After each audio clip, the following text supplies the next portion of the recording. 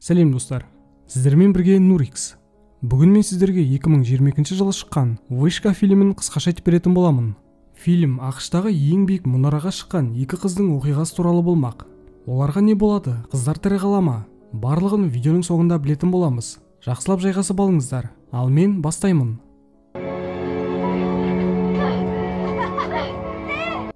Фильм үш альпинистің тауға өрмелеп жатқандарынан басталды. Бекки, Дэн және Хантер. Дэн есімді жігіт құс тұясына жеткенде шошынып құлап кетеді. 51 апта өткен соң Бекки әлгі құлап кеткен жігіті Дэнді әлі ұмыта алмай жүр. Жігіт баяғыда өліп қалса да, қыз оған күнде телефон соғады. Қыз бардан шығып әкесі Джеймсті көреді. Әкесі оған өлгеннің артынан өлмек жоқ деп жігітті ұмытуын өтінеді. Алайда Беккиге оның айтқандары ұнаған жоқ. Сондықтан да ашуланып кетіп қалады. Қыз үйіне келді. Үйде Дэннің күліп жатқан қорап тұр. Қыз дәрі ішіп өз-өзіне қол жұмсамақ болады.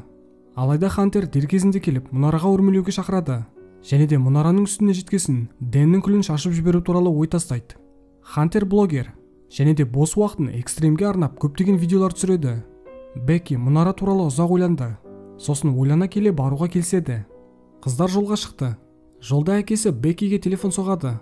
Қыз көтергісі келмей жауап бермейді. Қыздар кешке мұнараның жанындағы ауылда орналасқан кафеге отырады. Хантер видеоның жаратынына сенімді. Мұнараға оралатын болсақ, ол заброшка. Және де жақын арада оны бұзайын деп жатыр. Келесі күні қыздар мұнараға баруды шешті. Хантер тіркелушілеріне бүгін биіктігі 600 метр болатын мұнараға шығатынын айтады. Мұнараға жеткесін қыздар қоршаудың кілттеулі тұрғанын көреді. Олар көлікті тастап, ары қарай жаяу баруды шешті. Қыздарда тамақ жоқ, тек бір бөтелке су алып шыққан. Хантер түске шейін шаруамызды бітіріп, үйден тамақ іше қоярмыз дейді. Мұнара жақыннан тым биік көрінеді. Оған міну бірнеше этаптан тұрады. Бірінші 550 метрге жету керек. Сосын тағы 60 метр өрмелеп ең үстіне шығу. Бекки мен Хантер көтерілуді бастады.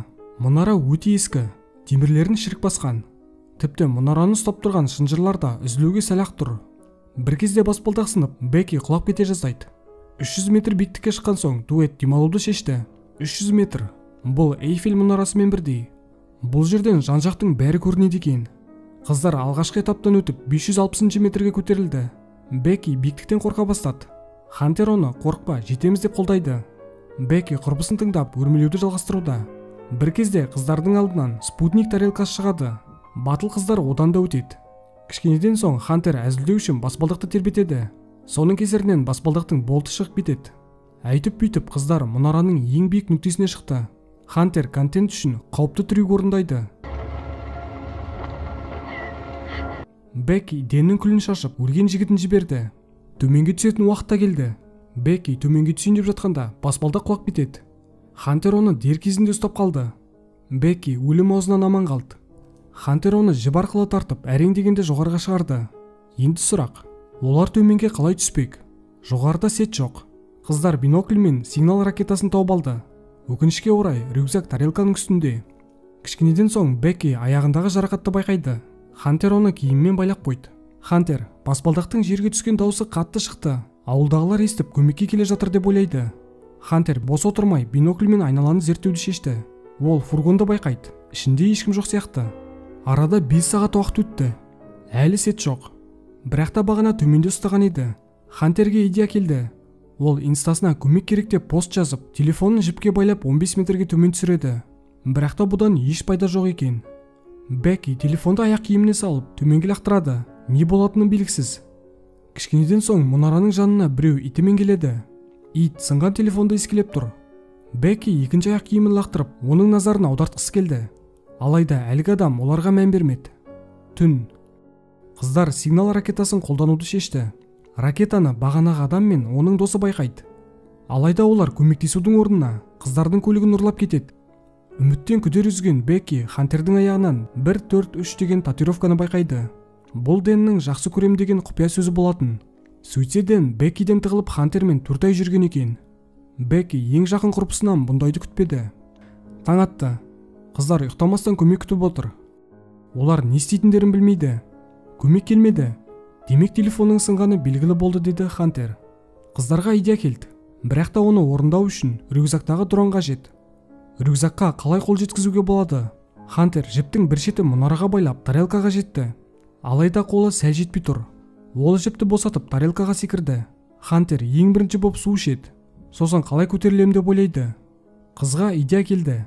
Ол селфи камера арқылы рюкзакты жіпке іліп өзде секіреді. Жоғарға өрмелеп келе жатып қыз құлап кетеді. Бірақ та дер кезінде жіпті ұстап үлгерді. Бекки оны тартып жоғарға көтереді.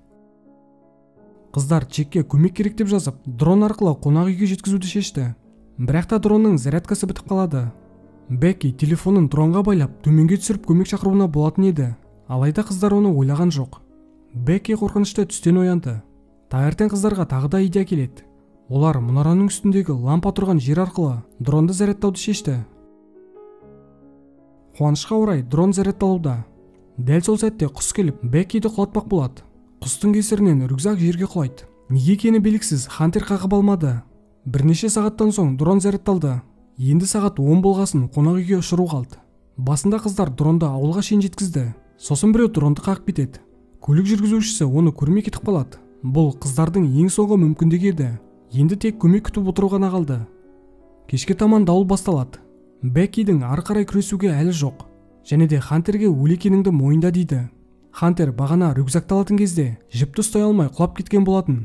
Және де тарелканың үстінде өліп қалған еді. Бұның бәрі Беккиге елестеген. Және де ол жіпті көтергенде Хантер болмады. Кішкенеден соң Бекки телефоннан әкесімен бірге түскен видеосын қарайды. Бұл уақытта әкесі Джеймс оны іздеп жүр. Келесі күні Беккиді құс оятады. Аш қыз құсты өлтіріп жеп қояды. Бекки әлі жинап, жаңа жоспар құрып тарелканың үстіне түсті. Ол тағы да телефонын лақтырып көмекке шақырмақ. Қалай ойлайсыз? Телефонды сындырмай қалай жерге жеткізуге болады? Дәл қазір ойыңызды комментке жазып кетіңіз. Жауабы: Бекки Хантердің денесін пайдалануды шешті. Ол қыздың ішіне телефонын тығып жерге лақтырады. Түнде Джеймс қызының хатын оқып мұнараға асықты. Келсе, көптеген құтқарушылар жүр екен. Олар Хантердің мәйітін қаптауда. Джеймс мәйітті Бекки деп ойлап шошып кетті. Алайда Бекки тірі қалған. Ол әкесін көріп құшақтайды. Және де сол кезде фильм аяқталады.